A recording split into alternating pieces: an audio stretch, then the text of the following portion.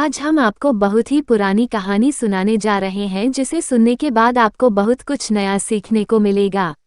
यह कहानी कालिदास और एक पानी भरने वाली के बीच का है। एक बार कालिदास को सफर के दौरान प्यास लगती है और तभी उन्हें कुआं से पानी निकालती हुई एक स्त्री दिखाई देती है। कालिदास स्त्री के पास जाते हैं और बोलते हैं, माते पानी पिला दीजिए, बड़ा पुण्य होगा। स्त्री बोली, बेटा मैं तुम्हें जानती नहीं, अपना परिचय दो, मैं अवश्य पानी पिला दूंगी।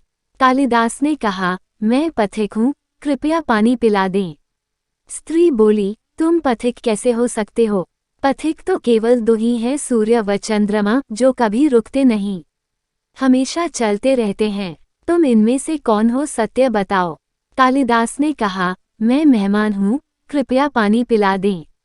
स्त्री बोली, तुम मेहमान कैसे हो सकते हो?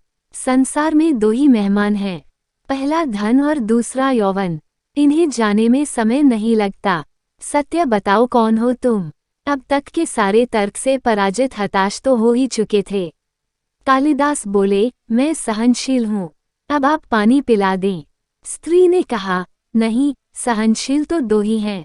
पहली धरती, जो पापी पुण्यात्मा सबका बोझ सहती है, उसकी छाती चीरकर बीज बो देने से भी अनाज के भंडार देती है। दूसरे पेड़, जिनको पत्थर मारो फिर भी मीठे फल देते हैं। तुम सहनशील नहीं, सच बताओ तुम कौन हो? कालिदास लगभग मूर्छा की स्थिति में आ गए और तर्क वितर्क से झल्लाकर बोले।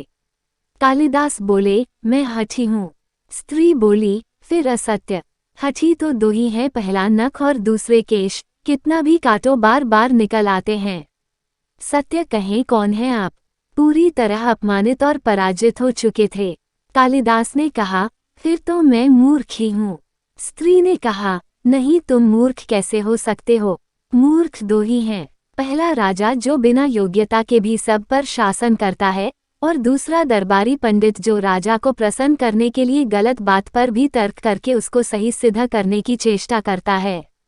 कुछ बोल न सकने की स्थिति में कालिदास वृद्धा के पैर पर गिर पड़े और पानी की याचना में गिड़गिड़ाने लगे। वृद्धा ने कहा, उठो वत्स।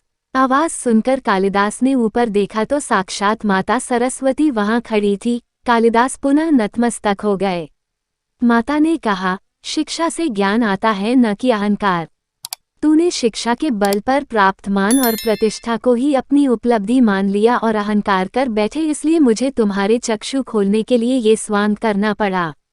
कालिदास को अपनी गलती समझ में आ गई और भरपेट पानी पीकर वे आगे चल पड़े। अगर आपको कहानी पसंद आई हो तो प्लीज़ वीडियो को लाइक और चैनल को सब्सक्राइब जरूर करें।